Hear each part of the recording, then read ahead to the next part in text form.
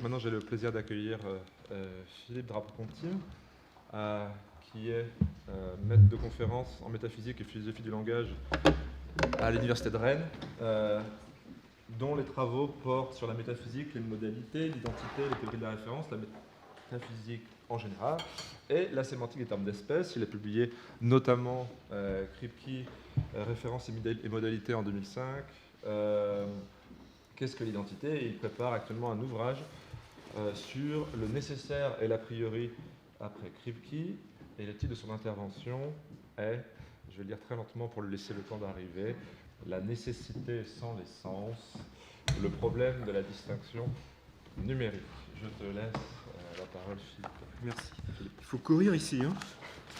Je peux faire des blagues, si tu veux, des rondades, mais je ne suis pas sûr que ce soit... En tout cas, merci Benoît et merci beaucoup à Claudine et à Alexandre de m'avoir invité. Je suis ravi d'être ici en chair et en os, en présentiel, et puis de retrouver l'ambiance stimulante du groupe d'études métaphysiques. Ça faisait 1 an et demi et c'est un vrai plaisir d'être là. Alors, je dirais que sans surprise, aujourd'hui, je vais vous parler des sens. Donc, je vais discuter de points qui ont été déjà abordés plusieurs fois, par plusieurs conférenciers depuis hier. Donc, je vais discuter du rapport entre la notion d'essence et la notion de nécessité, et plus exactement la question qui est de savoir si l'essence peut fonder la nécessité. Alors, c'est une question qui est revenue sur le devant de la scène depuis une vingtaine d'années, avec l'émergence d'un courant de métaphysiciens qu'on peut appeler les néo-essentialistes, donc des auteurs dont on a déjà parlé, Kit Fine, Gideon Rosen, Jonathan Lowe ou encore Bob Hale. Alors, tous ces auteurs ont pour point commun de défendre une conception prémodale de l'essence. Donc, j'entends par là une conception de l'essence en laquelle, premièrement, on ne peut pas réduire l'essence à la modalité d'Héré, c'est-à-dire on ne peut pas réduire l'essence d'un objet à l'ensemble de ses propriétés nécessaires. Et deuxièmement, selon cette conception, l'essence prime sur la nécessité. Donc c'est l'essence qui doit analyser ou fonder la nécessité et non l'inverse. Alors dans mon exposé, j'accorderai le premier point, donc l'irréductibilité de l'essence à la notion de nécessité. Et je vais me concentrer sur le second point qui est de savoir si l'essence peut fonder le nécessaire au sens métaphysique de la modalité. Et comme on va le voir, fonder la nécessité sur l'essence revient à accepter un certain principe que moi j'appellerais le principe de fondation essentielle, et qui dit toute vérité nécessaire, c'est-à-dire tout énoncé qui est vrai nécessairement, est une vérité essentielle, c'est-à-dire un énoncé qui est vrai en vertu de l'essence de quelque chose. Or, je pense que le principe de fondation essentielle bute sur un contre-exemple qui a été, à mon avis, négligé ou sous-estimé par les néo-essentialistes, à savoir les énoncés de distinction numérique, tous les énoncés de la forme A est distinct de B au sens de A n'est pas numériquement identique à B. Je tâcherai de montrer que dans bon nombre de cas de distinction, on a affaire à des distinctions qui sont nécessaires, mais qui ne sont pas essentielles, c'est-à-dire des énoncés de distinction qui ne sont pas vrais en vertu de l'essence de quelque chose. Et si c'est le cas, eh bien, il faut abandonner le principe de fondation et admettre des nécessités brutes, du moins au sens où il y aurait des vérités nécessaires, mais dont la nécessité ne s'explique pas par l'essence de quelque chose. Alors, pour commencer, je rappelle brièvement les motivations des néo-essentialistes. Ils s'opposent à la conception modale de l'essence, donc qui a prévalu jusque dans les années 1990. Selon cette conception, l'essence est définie en termes de nécessité d'Héré. Une propriété est essentielle à un objet si et seulement si cet objet possède cette propriété dans tous les mondes possibles où il existe. Et malheureusement, malheureusement du moins pour ceux qui défendent cette conception, comme l'a montré Kit Fine, la conception modale de l'essence conduit à des attributions erronées d'essence. Donc, prenons par exemple 2 objets numériquement distincts entre eux quelconques, disons Socrate et Darius. La logique modale nous dit que la distinction est nécessaire. C'est-à-dire si A est distinct de B, alors A est nécessairement distinct de B. Puisque Socrate est actuellement distinct de Darius, alors ils sont nécessairement distincts entre eux. Socrate et Darius n'auraient pas pu être le même homme dans un autre monde possible. Il s'ensuit que dans tous les mondes possibles où Socrate existe, Socrate possède la propriété d'être distinct de Darius. En vertu de la définition modale de l'essence, on devrait donc dire que cela fait partie de l'essence de Socrate que d'être distinct de Darius. Et on devrait bien sûr étendre cette conclusion à la foule d'objets actuels dont Socrate est actuellement distinct. Donc il ferait partie de l'essence de Socrate d'être distinct de Darius, mais aussi distinct de Madonna, de la Tour Eiffel, du nombre 3. Que sais-je encore? Donc évidemment c'est absurde. Ça fait sans doute partie de l'essence de Socrate d'être un homme, une personne ou un organisme au choix. Mais en tout cas, la nature de Socrate n'enveloppe pas de référence à des objets qui intuitivement n'ont aucun rapport avec ce qui fait que Socrate est ce qu'il est. Donc face à ce genre de contre-exemple, les néo-essentialistes en concluent que la notion d'essence est une notion dont le grain est trop fin pour être analysé en termes de nécessité ou de possibilité. Et ils suggèrent de revenir à une notion non modale d'essence dans une veine qui se veut aristotélicienne. Il faut, selon eux, concevoir l'essence non plus en termes modaux, c'est-à-dire comme étant les propriétés nécessaires d'un objet, mais il faut concevoir l'essence en termes d'identité et d'explication et réactiver cette vieille conception qui en fait la définition réelle d'une chose, l'essence comme ce qui fait qu'une chose est ce qu'elle est. J'aurais dû le dire avec emphase, comme on a dit hier. Mais les néo-essentialistes ne s'arrêtent pas là. Ils ne veulent pas simplement élaborer une théorie non modale de l'essence, ils entendent aussi inverser l'ordre de priorité entre l'essence et la nécessité et s'appuyer sur la théorie de l'essence pour analyser ou fonder la nécessité sur l'essence. Alors je dis analyser ou fonder, car il faudrait en fait distinguer entre deux programmes néo-essentialistes. Le plus fort est un programme réductionniste qui entend analyser sans reste la notion de nécessité en termes d'essence. Donc c'est une idée qu'on trouve peut-être suggérée dans certains passages de Kittfein. Et il faut distinguer ce programme d'un autre qui est plus modeste et qui concède que les notions modales de nécessité et de possibilité sont irréductibles à celles d'essence, mais qui défend néanmoins une priorité métaphysique de l'essence sur la nécessité, en arguant que les faits d'essence déterminent tous les faits de nécessité. Et ce programme fondationnel, c'est par exemple celui que défend Bob Hale.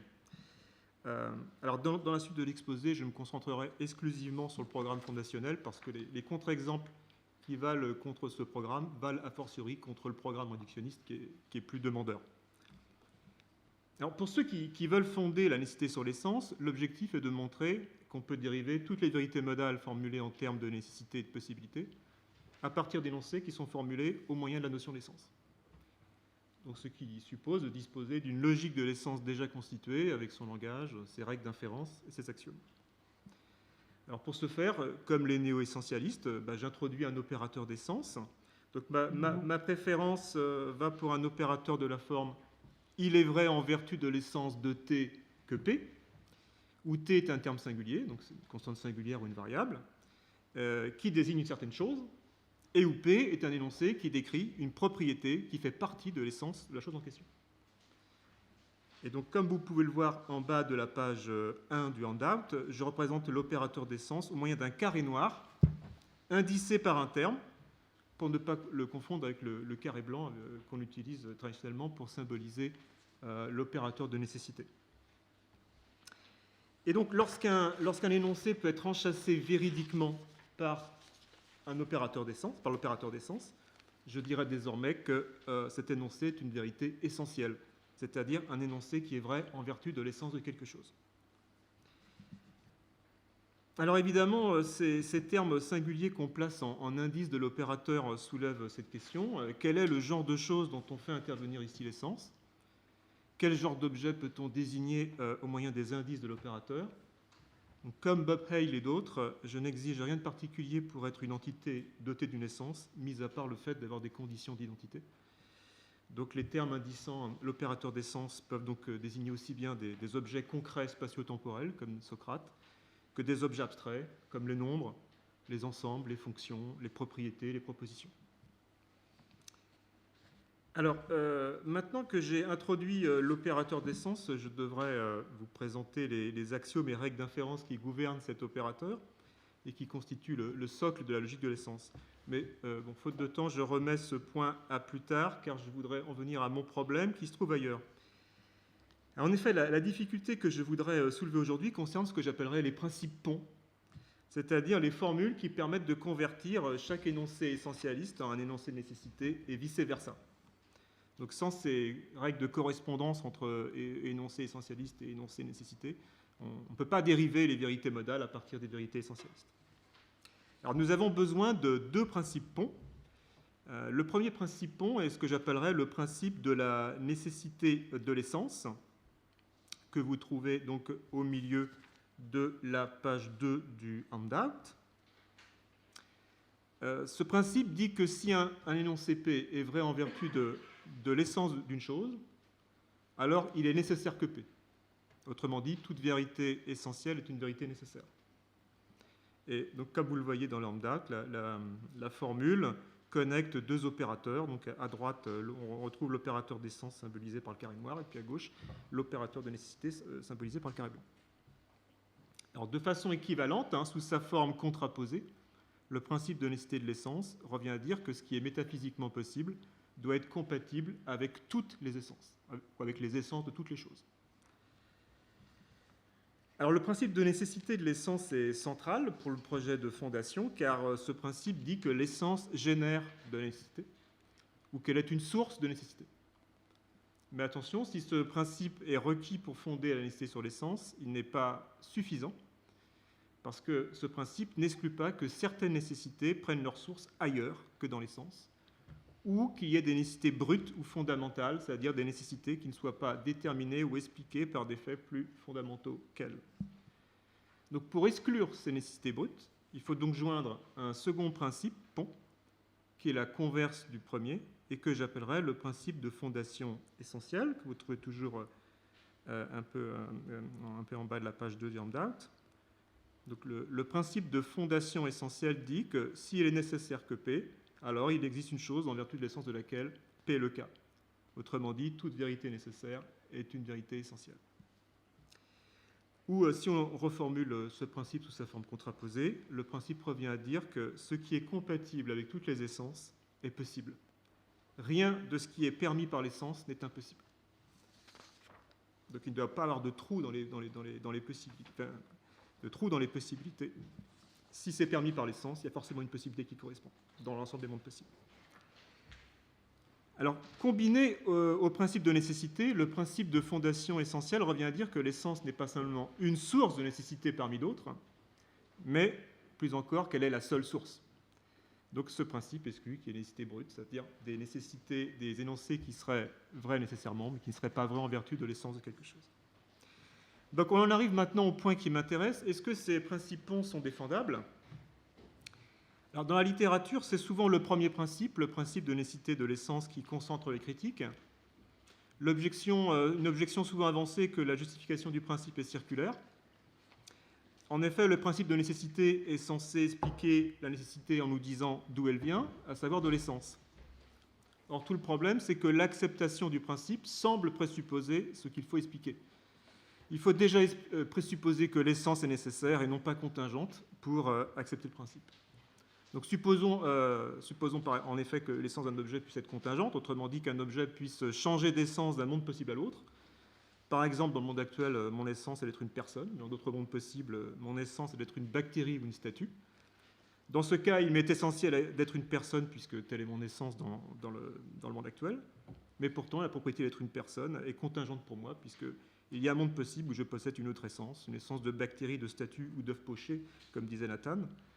Et cette essence contrefactuelle ne requiert pas d'avoir les attributs d'une personne. Donc, à moins de présupposer que l'essence est nécessaire, il semble qu'il n'y ait rien qui garantisse qu'une propriété essentielle soit forcément une propriété nécessaire. Alors pour ma part, je pense que le programme de fondation n'est pas du tout menacé par l'objection de circularité. Je pense qu'on peut assez facilement lui répondre sans tomber dans l'accusation de circularité. Mais là encore, faute de temps, je remets ce point éventuellement à la discussion, car je voudrais en venir à ce qui me semble être pour moi une difficulté plus sérieuse pour le projet fondationnel et qui, à mon sens, a été négligé jusqu'ici, à savoir les contre-exemples au second principe pont, le principe de fondation essentielle. En effet, il semble que le principe de fondation essentielle soit mis en défaut lorsqu'on l'applique à certains cas de distinction numérique entre objets et plus précisément d'objets concrets spatio-temporels. Autrement dit, il semble qu'il y ait des distinctions qui soient des nécessités brutes, des distinctions nécessaires, mais qui ne sont pas essentielles. Alors, afin de mieux cerner ces contre-exemples, on doit, je pense, avoir à l'esprit une asymétrie qui, à mon avis, existe entre l'identité et la distinction. Donc, prenons un fait d'identité quelconque, par exemple le fait que Romain Gary c'est Émile Ajar. Depuis Kripke et d'autres, on sait que l'identité est nécessaire. C'est même un théorème de logique modale minimale qu'on peut articuler en disant si A est identique à B, alors nécessairement A est identique à B. Donc, puisque Gary est de fait identique à Ajar, il s'ensuit que Gary est nécessairement identique à Ajar. Gary et Ajar n'auraient pas pu être deux personnes distinctes ou deux romanciers distincts dans un monde possible.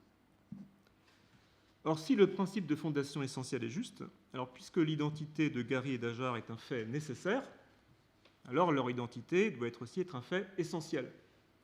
Il doit exister une certaine chose X à identifier, dont l'essence fait que Gary c'est Ajar. Alors plus généralement, si le principe de fondation est juste, la logique de l'essence doit inclure la thèse selon laquelle toute identité est essentielle.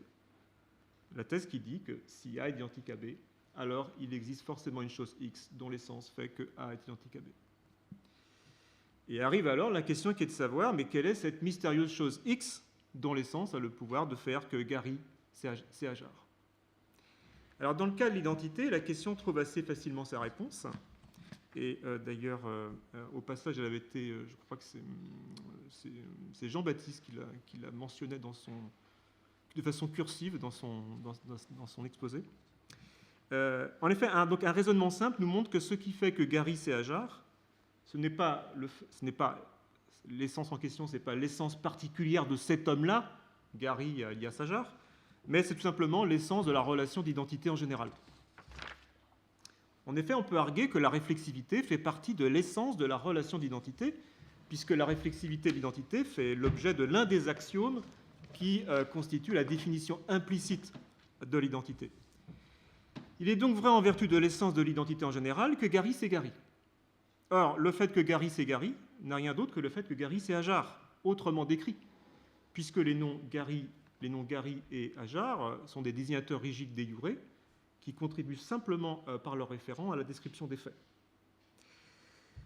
Par conséquent, si l'essence de l'identité en général fait que Gary c'est Gary, alors c'est elle aussi qui fait que Gary c'est Ajar, puisque c'est le même fait.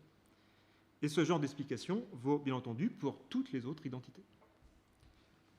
Donc on comprend donc bien en quoi la nécessité des identités est fondée sur l'essence, conformément au principe de fondation. Mais qu'en est-il à présent des faits de distinction numérique, c'est-à-dire des faits de non-identité?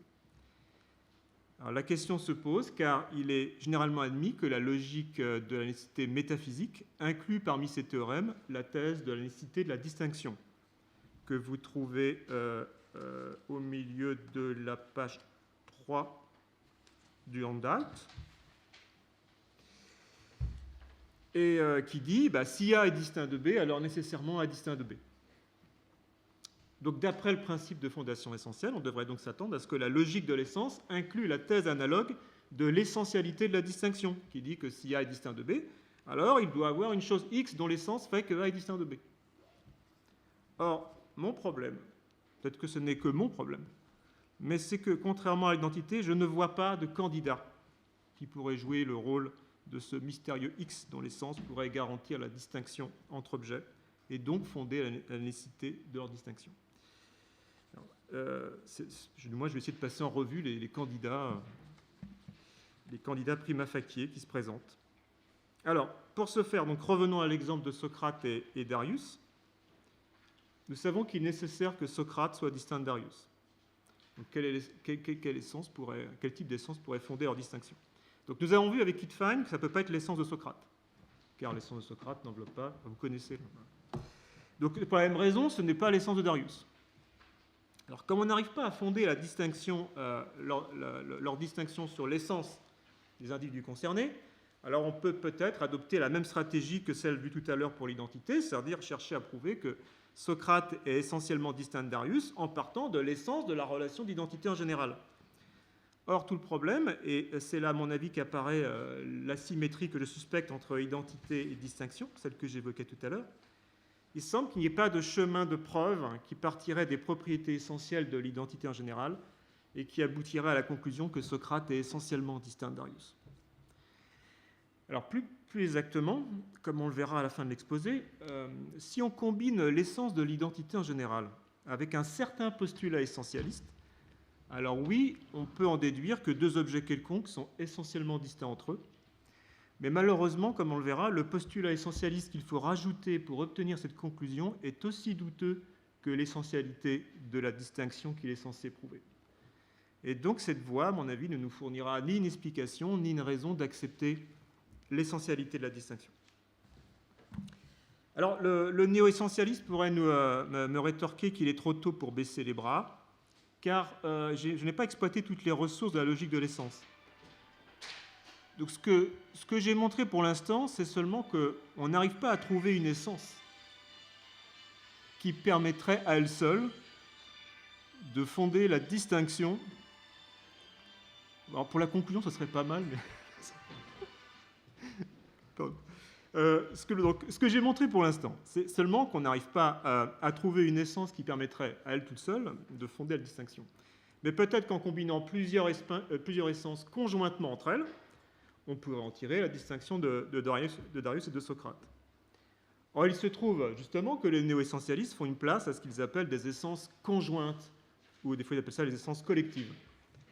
Car ils font remarquer que certains énoncés nécessaires sont vrais non pas en vertu d'une essence isolée, mais en vertu de plusieurs essences prises conjointement. Donc prenons par exemple le troisième axiome de la logique propositionnelle de Łukaszewicz, l'axiome de contraposition, donc, que vous trouvez page 4 du handout, c'est qu'un exemple. Donc l'axiome qui dit si non P alors non Q, alors si Q alors P. Donc, cet axiome, qui est une vérité logique, donc une vérité nécessaire, n'est pas vrai en vertu de l'essence de la fonction logique du conditionnel, ni en vertu de prise isolément, ni en vertu de l'essence de la fonction de la négation prise isolément, mais en vertu des essences du conditionnel et de la négation prises conjointement. Alors quand je dis conditionnel et négation, je ne parle pas des symboles, je parle vraiment de la fonction logique. Et donc, c'est en vertu de ces deux essences conjointes que l'énoncé est vrai, et ce que les néo-essentialistes exprimeraient en indexant l'opérateur d'essence au moyen d'une paire d'indices. Donc ici, j'ai mis la paire négation conditionnelle, ou ailleurs au moyen d'un triplet d'indices ou un quadruplet d'indices. Bref, en mentionnant en indice tous les objets dont les essences sont conjointement requises pour rendre vrai l'énoncé. Donc de la même façon, est-ce qu'on ne pourrait pas envisager de fonder la distinction entre objets sur des essences conjointes ? Et il semble en effet que cette stratégie puisse, dans certains cas, aboutir. Donc, prenons par exemple l'énoncé de distinction 2 est distinct de 4. Alors, de prime abord, l'énoncé 2 est distinct de 4 semble poser les mêmes difficultés que la distinction de Socrate et de Darius. L'énoncé est nécessairement vrai, puisque c'est une vérité mathématique. Mais à première vue, on ne voit pas de quelle essence pourrait venir sa nécessité. L'énoncé 2 est distinct de 4 n'est pas vrai en vertu de l'essence de 2, car la définition de 2, c'est d'être le successeur immédiat de 1 dans la suite des antinaturelles. Et rien dans cette définition ne mentionne 4, ni a fortiori la distinction d'avec 4. Et même chose du côté de l'essence de 4. Et on ne voit pas non plus comment on pourrait tirer la distinction de 2 et de 4 en partant de l'essence de l'identité en général. Néanmoins, en combinant des essences entre elles, on peut dériver l'essentialité de la distinction de 2 et de 4 et donc fonder sa nécessité. Alors pour le montrer, je vous ai proposé un petit exemple de preuve essentialiste en bas de la page 4 du handout. Alors qu'on se comprenne bien, le but ici, c'est pas de vous refaire le coup de la preuve 2 distinct de 4 façon Whitehead-Russell.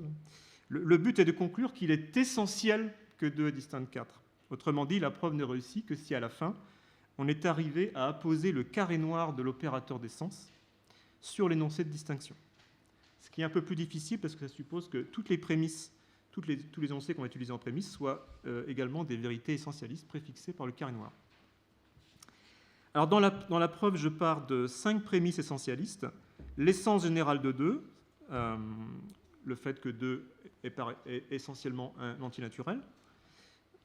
Ensuite, ce qu'on peut appeler les définitions réelles de 3 et de 4. Et enfin, la prémisse 2, qui est cruciale pour la preuve, parce que c'est elle qui dit qu'il est essentiel qu'un antinaturel soit distinct du successeur de son successeur dans la suite de n. Alors, quelle est l'essence qui fait que la prémisse 2 est une vérité essentielle? Eh bien, comme je l'indique en indice, c'est l'essence de la propriété d'être un antinaturel, car l'énoncé 2 est une conséquence assez immédiate des 5 axiomes de Peano qui définissent implicitement ce que c'est qu'être un antinaturel. Et donc, en combinant les essences des entiers 2, 3, 4 et l'essence de la propriété d'être un antinaturel, on peut affirmer qu'il est essentiel que 2 est distinct de 4, alors qu'aucune de ces essences prises isolément ne peut rendre vrai l'énoncé de distinction. Maintenant, est-ce qu'on peut espérer étendre la stratégie des essences conjointes ou collectives à tous les cas de distinction entre objets? Malheureusement, non. Il y a de bonnes raisons de penser que cette stratégie vaille uniquement pour les distinctions entre objets abstraits, comme les nombres, les ensembles, les fonctions, les propriétés. Pourquoi seulement les objets abstraits? Eh bien parce qu'à la différence des objets concrets spatio-temporels, les objets abstraits ont non seulement une essence générale, autrement dit une essence qu'ils partagent avec les autres objets de la même sorte ou la même catégorie qu'eux, mais plus encore, les objets abstraits ont une essence singulière, ou si on préfère, une définition réelle stricto sensu. Une définition réelle, c'est-à-dire une essence qui n'est pas seulement ce qui fait que tel objet est ce qu'il est, mais une essence qui est aussi ce qui singularise cet objet dans sa classe, c'est-à-dire qui fait que cet objet est différent des autres objets de sa catégorie. Alors c'est le cas de mon exemple du nombre 4, qui est défini par une propriété essentielle, celle d'être le successeur immédiat de 3, que 4 est le seul à posséder parmi tous les nombres. Or, à partir du moment où un objet possède une essence singulière, il satisfait ce que j'appellerais le principe des indiscernables essentiels. Et satisfaire ce principe entraîne ipso facto une distinction numérique essentielle de cet objet avec tous les autres. Alors, par le principe des indiscernables essentiels, principe que vous trouvez en haut de la page 5 du handout, j'entends le principe qui dit que si des objets sont distincts entre eux, alors ils doivent différer par ce que j'appellerais une différence essentielle. Au sens où il doit y avoir au moins une propriété qui est essentielle à l'un et qui est exclue par l'essence de l'autre. Autrement dit, il est essentiel que l'autre ne l'est pas.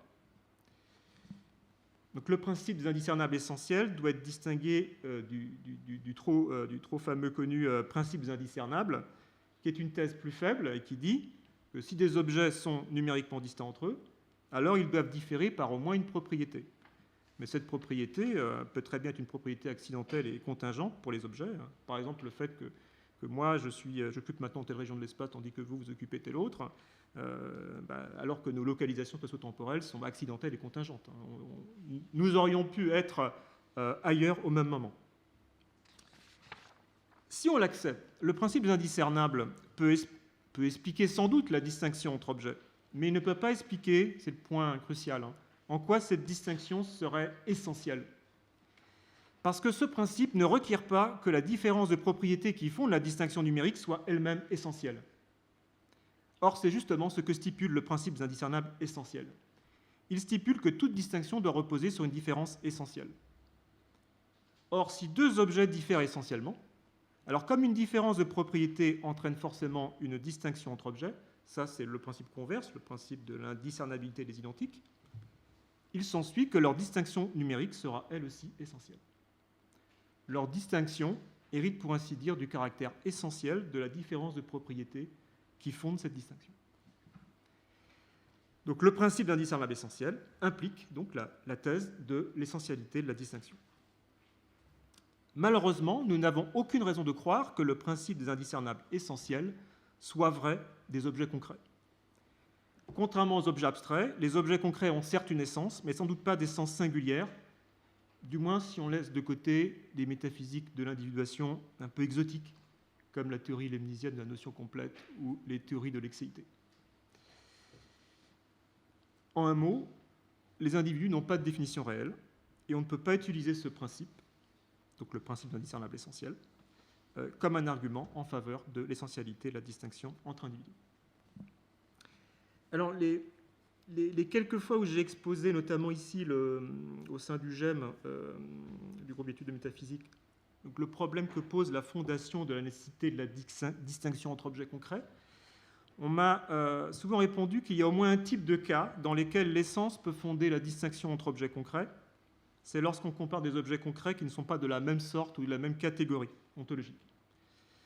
En effet, si deux objets ne sont pas de la même catégorie, par exemple, l'un est une personne et l'autre est un artefact, alors la différence de catégorie fait une différence d'essence, et cette différence d'essence implique que ces objets-là soient distincts entre eux.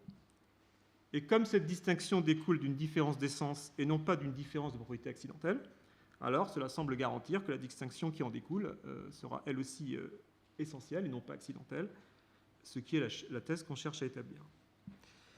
Alors prenons par exemple une statue, donc disons, je ne vais pas être très original pour les noms, j'aurais pu me fouler, disons une statue qui représente Goliath, appelons-la Goliath, et prenons le morceau d'argile qui la constitue, appelons-le Lumpel. Donc selon la conception un peu orthodoxe de la relation de constitution matérielle, la relation de constitution matérielle ici entre Lumpel et Goliath est une relation de distinction numérique.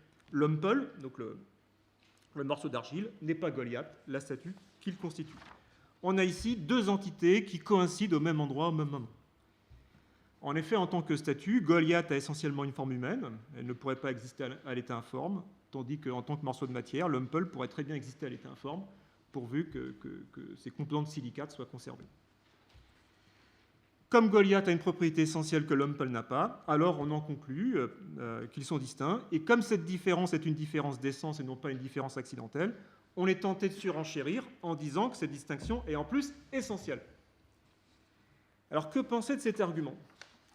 Alors, oui, peut-être, sans doute, c'est peut-être un bon argument si on veut montrer la distinction, de facto, entre des objets de catégories différentes, mais l'argument ne vaut pas si on veut montrer que cette distinction est essentielle. En effet, l'argument confond ici deux choses. D'une part, ce que j'ai appelé une différence d'essence, d'une part, ce que j'appellerais ici une différence d'essence, donc c'est ce qui est en jeu ici, et d'autre part, ce que j'ai appelé tout à l'heure une différence essentielle. Alors, je rappelle qu'il y a une différence essentielle entre deux objets lorsque l'essence de l'un inclut une propriété qui est exclue par l'essence de l'autre. Et dans ce cas de figure, on a vu, il découle de cette différence essentielle que la distinction qui dérive de cette différence est essentielle. Mais ce n'est pas ce qu'on a ici. Ici, on a une simple différence d'essence, au sens où la propriété d'avoir une forme humaine qui est essentielle à Goliath n'est pas essentielle à Lumpel. Autrement dit, elle n'est pas incluse dans l'essence de Lumpel. Mais ça ne signifie pas qu'elle soit exclue par son essence, et pour cause, Lumpel possède lui aussi la même forme humaine que Goliath, mais voilà, pour lui, cette propriété est seulement accidentelle. Autrement dit, Goliath et Lumpel ne vérifient pas le principe des indiscernables essentiels, mais seulement le principe plus faible des indiscernables. En fait, c'est une instance du principe des indiscernables. Il y a une propriété que Goliath a et que Lumpel n'a pas, de fait, à savoir la propriété d'avoir essentiellement une forme humaine. Or, à partir de là, on peut bien conclure que Goliath est distinct de Lumpel, mais ça ne suffit pas pour conclure qu'ils sont essentiellement distincts. Pour ça, il faudrait partir d'une prémisse plus forte, où on itère l'opérateur d'essence, et qui dit « il est essentiel que Goliath ait la propriété essentielle d'avoir une forme humaine, et il est essentiel que Lumpel n'ait pas la propriété essentielle d'avoir une forme humaine. » Et là, on obtiendrait une différence essentielle, c'est-à-dire une propriété qui serait incluse dans l'essence de Goliath et qui serait exclue par l'essence de Lumpel, et qui pourrait donc fonder la distinction essentielle entre Goliath et Lumpel. Alors si je parle au conditionnel, c'est parce que pour obtenir cette différence essentielle, il faudrait accepter d'itérer les opérateurs essentialistes et endosser deux principes essentialistes supplémentaires. Premièrement, le principe selon lequel, quand il est essentiel que P, alors il est essentiel qu'il est essentiel que P. Principe qui est l'analogue modal de l'axiome modal appelé S4, qui itère la nécessité en disant si un fait est nécessaire, alors il est nécessairement nécessaire. Et deuxièmement, il faudra accepter le principe qui dit que s'il n'est pas essentiel que P, alors il est essentiel qu'il ne soit pas essentiel que P, ce qui est l'analogue de l'axiome modal appelé S5, qui dit que si un état de choses est possible, alors il est nécessairement possible. Malheureusement, il n'y a aucune raison de penser que les principes essentialistes analogues de S4 et de S5 soient défendables, ni même qu'ils aient un sens, en fait. Alors, premièrement, un certain nombre de néo-essentialistes, je pense par exemple à Shamik Dasgupta, considèrent que les faits essentiels sont des faits ultimes ou fondamentaux. Dasgupta dit autonomous facts, des faits autonomes, au sens où ils constituent le point d'arrêt de l'explication métaphysique. Donc pour eux, dans la mesure par exemple où il est essentiel à Goliath d'être une statue, ça n'a aucun sens de se demander, oui, mais alors pourquoi il est essentiel à Goliath d'être une statue? Pourquoi? Parce que Goliath, par définition, c'est son essence, elle est une statue. Donc on ne fait que répéter, réaffirmer le fait essentiel, et on arrête là la demande d'explication métaphysique. Donc la question est déplacée, elle n'a pas de sens. Mais alors si c'est le cas, on ne peut pas affirmer qu'il est essentiel que Goliath soit essentiellement une statue, comme si son essence de statue devait être fondée ou expliquée par une autre essence plus fondamentale. Et donc on ne peut pas itérer l'essence en ce sens. Deuxièmement, même si on concède que c'est là pour avoir un sens d'itérer l'essence, il est douteux qu'on puisse obtenir la forme d'itération dont on a besoin pour établir que toute distinction est essentielle. Alors pour ma part, dans d'autres papiers, j'ai tenté de montrer comment on pouvait malgré tout fournir une interprétation valide de l'analogue essentialiste de l'axiome S4, donc le principe essentialiste qui dit que s'il est essentiel que P, alors il est essentiel qu'il est essentiel que P. En revanche, je ne vois pas d'interprétation plausible du principe essentialiste analogue de S5, celui qui dit que s'il n'est pas essentiel que P, alors il est essentiel qu'il ne soit pas essentiel que P. Ou du moins, ce principe me paraît aussi douteux que la thèse de l'essentialité de la distinction qu'il est censé justifier. Donc, faute de temps, je laisse ce point peut-être pour la discussion, et je me contente de constater que, là encore, se ferme une voie possible pour établir la thèse de l'essentialité de la distinction. Alors, est-ce qu'il y a d'autres options sur la table pour fonder la nécessité de la distinction sur l'essence? Oui, donc il en reste deux, au moins, mais je vais être bref, car peut-être qu'il me reste que quelques minutes. Non, ça devrait aller. Encore 5 minutes. Oui, d'accord, merci. Merci. Alors, il y a premièrement une option qui ne semble pas avoir été envisagée dans la littérature, c'est la stratégie qui consiste à dériver dans la logique de l'essence l'essentialité de la distinction à partir de l'essentialité de l'identité, donc la thèse qu'on a vue tout à l'heure, en suivant un chemin de preuve qui serait l'analogue de la démonstration qui permet en logique modale d'obtenir la nécessité de la distinction une fois que vous avez obtenu la nécessité de l'identité. Donc j'ai retracé cette déduction analogue ou mimétique qui permet d'obtenir l'essentialité de la distinction à partir de l'essentialité de l'identité en bas de la page 6 du handout, et ça court en haut de la page 7 du handout. Alors, si on accepte cette déduction comme étant une preuve, eh bien, on obtient une réponse à notre problème initial, une réponse non cosmique. Donc la nécessité de toute distinction est fondée en fait sur l'essence de la relation d'identité en général. Il n'y a aucun mystère, exactement comme l'est la nécessité de l'identité. Malheureusement, cette déduction ne peut pas jouer comme une preuve, car pour déduire l'essentialité de la distinction ici, il faut accepter en prémisse un postulat qui est aussi, à mon avis, aussi douteux que la thèse qu'il est censé établir, postulat que j'ai surligné en gris dans la déduction, en haut de la page 7 du handout, c'est à l'étape 5. Et ce postulat, c'est de nouveau notre fameux principe essentialiste analogue de S5, qui dit que s'il n'est pas essentiel que P, alors il est essentiel qu'il ne soit pas essentiel que P. Bref, on retombe dans le cul-de-sac de tout à l'heure. Alors, reste enfin une dernière option pour fonder la nécessité de la distinction sur l'essence. C'est une solution qui a été proposée par Fabrice Correa et Nathan Willman. Elle consiste à fonder la nécessité de la distinction entre des objets A et B en s'appuyant non pas sur l'essence de chacun, mais en s'appuyant sur l'essence de la pluralité que A et B forment. Donc une pluralité, je prends comme si c'était un terme singulier, mais je ne désigne pas quelque chose. Une pluralité, c'est plusieurs objets pris conjointement, qui ne se réduisent ni à un ensemble, ce n'est pas un ensemble, ni à un agrégat.